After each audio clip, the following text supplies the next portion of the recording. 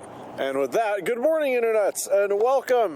This is Bryce Barnett. I'm here to watch Turning Red again because it was so good, and I'm here with Chris. Hello. Is it Chris Durr, right?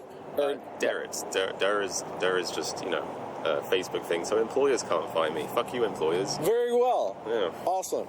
Well, we are here to see Turning Red, and Chris wasn't initially convinced, but we got him convinced enough to drive 2 hours. Yeah, 2 hours. To get here. And this guy drove 3 hours, which is bonkers, but, Yeah. Oh, well. And for those of you guys who know, Chris is a big deal in the 3D universe. And for those of you guys that don't know, this is very special. All right, well, Chris, what'd you think of Turning Red before?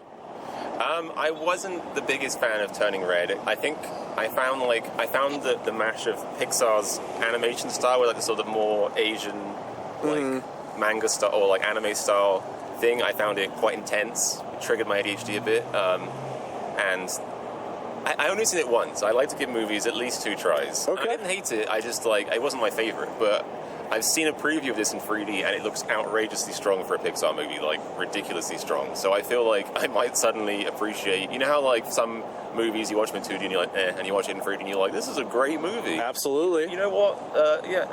Dwayne "The Rock" Johnson jumping on a skyscraper with one leg is actually totally realistic, and I support it. Not in 2D, no, I would hate that movie in 2D, but in 3D it's a great movie, so I'm hoping I'll really like this one in 3D. Awesome. All right, well, we'll let you guys know what we think right after. Yeah.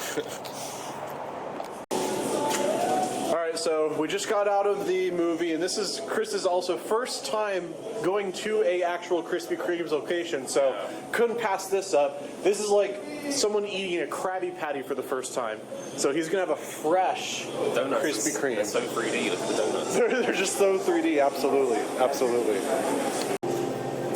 All right, we just got Krispy Kremes, and then this is Chris's first time having a fresh one. So go right ahead because it's time isn't wasting with how fresh it is. It is above warm. Oh yeah. It is between warm and hot. It's good. Isn't that special? Yeah. Oh my gosh. These are the greatest things ever. I think anything that's baked that's warm is good. Like when I get store-bought cookies, I'll microwave them for a little bit. Mm-hmm. Some people think that's sacrilege, but I think it makes them way better. But these are like clouds. I would lay my head on this, yeah. All right. Now that we've got diabetes, what did we think of Turning Red? I'll just say my thoughts. I saw it, this is the second time I saw it, and I absolutely love it. Even better the second time. This is one of my favorite movies ever, and you guys already saw my review on it. If you haven't, I guess I'll link it in the description or something. But this is Chris's first time. He drove all the way out here to come see it, and we need to know the expert in 3D here, Chris's thoughts. Are you not an expert in 3D?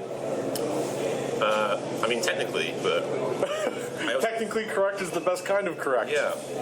But I also feel like sometimes I'll be like, maybe I'm too depressed to see 3D today. Like, maybe my mental health is not going to actually let me perceive negative or positive parallax on this situation. But no, I think sometimes I feel like, if I'm in a weird mood, but I can still see 3D clearly, that's how I know it's strong 3D. I definitely think Turning Red is probably easily the strongest Pixar movie in 3D-wise. Really? I've seen. I think top-tier Pixar is like... By the way, you might want to speak just a little bit louder than normal for this. Just I don't like doing that in public, but okay. I think top-tier Pixar is like... Good Dinosaur, probably. Monster University. As far as the 3D goes. Yeah. Good Dinosaur is not a great movie. I'm not a fan of Good Dinosaur. If you are, you're a fool. And then Soul is slightly lower than that, but I think that's a really cool movie, and the 3D helps, Which one? And Soul. Soul. Yes. Okay. Yeah. Sorry, I'm hard of hearing a little bit. No worries. So yeah, it's very strong, very, very strong positive parallax. That's beyond the window, right? I always get those mixed up. Very I do strong. too. Like very obvious dimensionality. Like when you're sat there, every single character is like very round, like very vibrant in 3D space. This is filmed in 3D, so you can use the parallaxes right here. Okay, well the panda's like this, and then the mum is like this. So that should give you an idea of what we're talking about here. There's not much negative parallax, very little. I mean, it depends. Like for me, I'm like one of those people. Like if something doesn't like come out of the screen and then like dangle its balls in my face, I don't really count it as a pop out. I need more than just like a little tease. I mean, there were some. There's some stuff coming out the window, but I like a big like. You really like it out there. Yeah, I do. Like I think the best I've ever seen cinematically was No Time to Die. It had one of the best. Really? Oh yeah, did you see that in 3D? I have not. It's so, like, you know how like every Bond film has the classic intro with the music? I haven't seen any. This guy hasn't seen a James Bond film, hasn't seen Lord of the Rings. Turn the camera around. Does this look like somebody who wouldn't have seen Lord of the Rings? Like, what is going on there? It makes no sense. Yeah, I know, right? I'm working on it.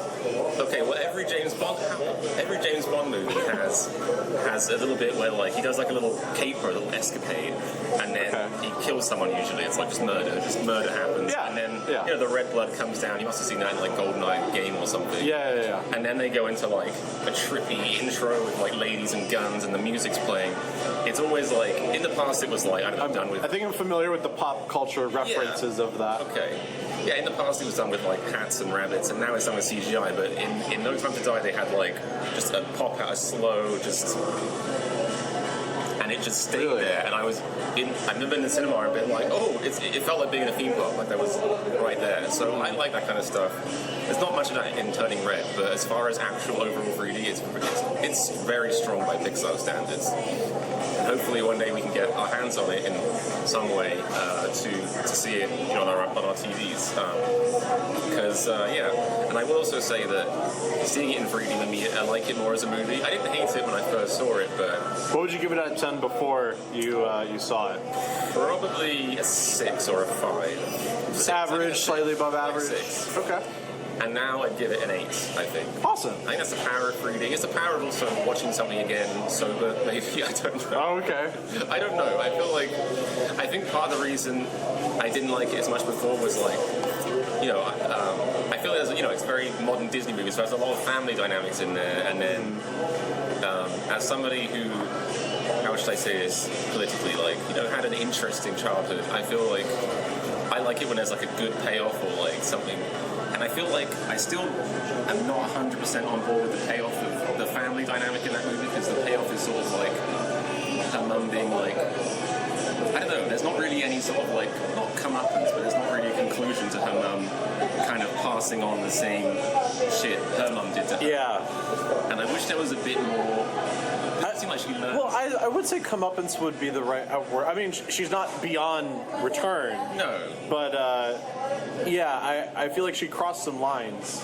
Yeah, it's like, there's some problematic behaviors that and as we see at the end, she doesn't like that her mum did that to her, but then she still hasn't worked enough on not doing that to her kid. Mm-hmm. So it's like, it feels a bit like the end result is like, oh, well, you're different to me and that's okay. And it's like, I wish there was slightly more of a, she could try harder or like, but I felt the first time I saw her, I was like, wow, that whole dynamic is messed up and it's not paid off very well. I think it was paid off slightly better, but that's my only criticism of the movie really, is that I feel like the family dynamic needed more commentary. It felt like somebody who was almost afraid, like somebody wrote this movie thinking about their parents, and at the end was like, I don't really want to criticize them too much. Right.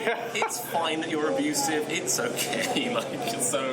Otherwise, I thought it was like, that's yours. I thought it was a solid, a good movie. Yeah. I like the visuals a lot more this time. It worked a lot more.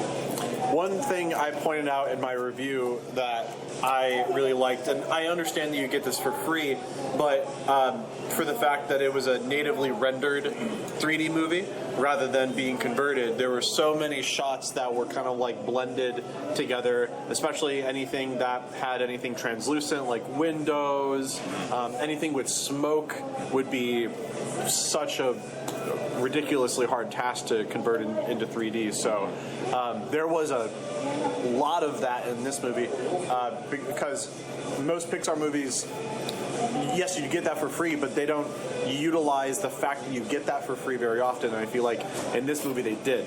Yeah. Did you see the Meg 2? I haven't. I haven't seen the first one. Oh, you should see the first one. Okay. The second one I think stinks. Like I think it's very smelly. Trash. Okay. But the 3D was okay. But I felt so sorry for the stereo artists on that one because obviously it's a conversion, and there's multiple scenes where they're underwater and they have these weird helmets on, but they're like kind of squared and round, and there's like weird reflections. And I was like, that must have been a nightmare to convert in 3D because anytime there's they're already having to change perspective, so you've got glass refracting. I would have seen that and just quit my job and been like, fuck it, I'm becoming a farmer. Did you see Jaws re-release? Sadly, I did not see that. I did see that one, okay. And there were parts where there was a fence in the way and it was out of focus, and I'm like, I have no idea how they pulled that off. I don't, because it's interesting.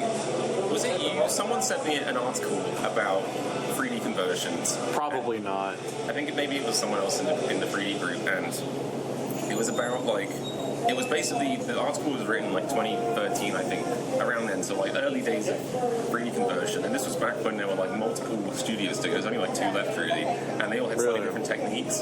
And one of the studios, what they consistently do was they would map out everything in the movie in intense detail, using crazy software like depth map rendering, all of that. Then they would just remake items in CGI. So there's an umbrella they want to do in 3D, they would just remake the whole umbrella and then position it in 3D space. I think the studios that are left tend to just sort of more use warping and painting, which I guess is maybe slightly less intense, but just but there's still lots of scenes that they'll do that. In Bumblebee, I think there's a scene where in the 2D movie, I think she's in a police car and she's behind, how police cars have mesh on it, barbed, not barbed, but they have a mesh fence between where the cop sits and then where the person in the back is getting fucked. And then, so for Bumblebee, I noticed when I was in 3D, they completely deleted the mesh and repainted it in 3D because it probably didn't look good, or it was too blurry or something. So they just remade the entire thing. So that still happens in a lot of movies. They'll just delete entire elements and remade it. I'm surprised in Jaws, if I saw that an out of focus thing in the foreground, and there's a lot of 3D movies where you'll see out of focus things in the foreground, and your brain is that's not right. That shouldn't be. I really think if they have the time, they should just delete it and repaint it basically. But I guess time constraints and budget restraints stop it sometimes. Yeah. Awesome. All right. Well, this went on for quite a while, but thank you guys so much for enjoying, and I love you guys very much, and I'll see you guys next time. Later days.